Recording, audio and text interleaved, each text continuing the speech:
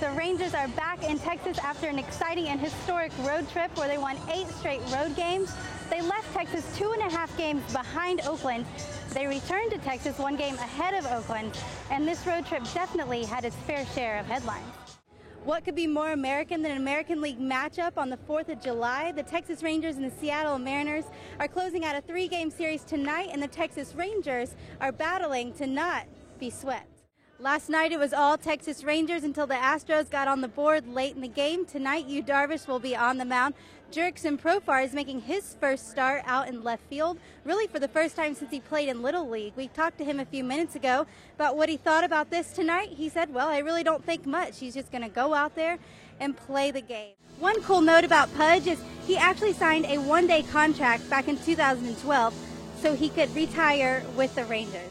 The Texas Rangers may have found their man in the kitchen. Performing at a high level demands the best nutrition and a whole lot of it. Cooking for more than 50 people a day, 2 meals, snacks, smoothies, and whatever else they might want. Ben and this tiny kitchen might be the most popular thing in the clubhouse. The Astros are 24 games under 500, but both manager Ron Washington and David Murphy said you can't look at records, especially in the game of baseball. The Rangers start the second half of the Major League Baseball season tomorrow against the Baltimore Orioles, and Crush Davis, the guy they traded back in 2011 for struggles at the plate, now he can hit just about anything you throw at him. David Murphy also added that this trade brings a renewed sense of confidence to the team, knowing that their front office believes they can go far into October. The Rangers kick off an 8-game homestand. Ogando will be on the mound to get things started against the Milwaukee Brewers. And guys, don't forget, a couple days ago, John Daniels said if the Rangers win 10 straight games, he'll cut his hair just like manager Ron Washington. We just talked to Wash a few minutes ago. He said, man, I really want to win, but hopefully he'll find a different bet. Rangers fans had a lot to cheer for last night when they beat the Red Sox 7-0. Derek Holland on the mound had a season-high 9 strikeouts over a solid 8 innings.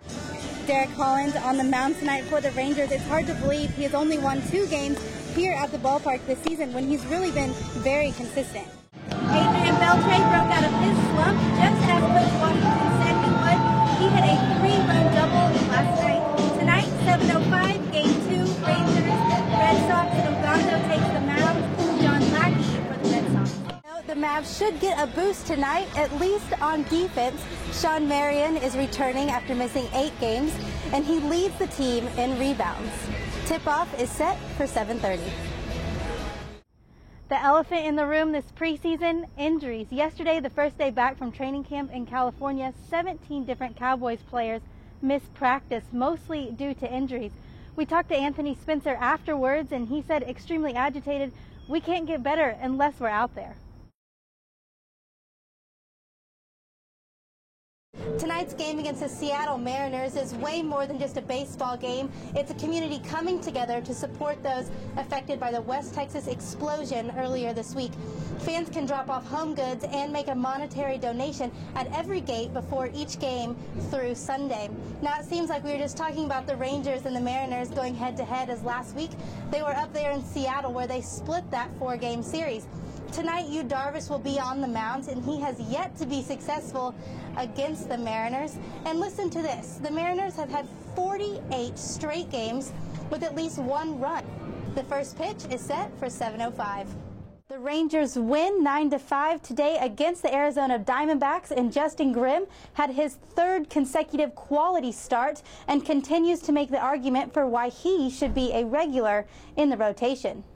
Grimm pitched really well, except knows that he can pitch up here and he can be competitive up here, and I think that's the biggest step. And then today you saw he was throwing curveballs, changeups, even mixing a couple sliders, which he hadn't thrown before. So it's just a progression with young guys, and he's continued to get better. You can't beat experience out there, so just running out there every 5th, 6th day is pretty big right now, and being able to compete and show them I can compete, I'm feeling pretty good about that.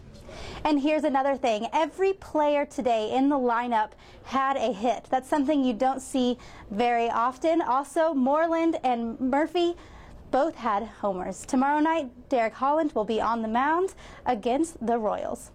Tonight is the rubber match between the Texas Rangers and the Cleveland Indians. And after last night's loss to the struggling Tribe, the Texas Rangers have made some changes in the lineup going into today's game, including placing Profar in the leadoff spot. And some injury news to update you on. Ian Kinsler was out on the field throughout the entire batting practice today, taking ground balls and going through a complete workout. His return, though, is still up in the air. All right, the first pitch is set for 7:05 between the Texas Rangers and the Cleveland Indians. Thanks, Mike. We're out here at the ballpark. Tonight is game one of a 4-game series with the Toronto Blue Jays. Last week, the Rangers were up in Toronto for a 3-game series, but tonight, Yu Darvish is on the mound here in Arlington. Ismail Rogers will be on the mound for the Blue Jays, but keep your eye on their bullpen as well. They have pitched over 50 innings in the last 10 games. Also, outfielder Jose Bautista, he's had 3 homers in the last 2 games. But historically against Darvish, he is 0 for 9 with 3 strikeouts. The first pitch is set for 7:05, the Texas Rangers and the Toronto Blue Jays.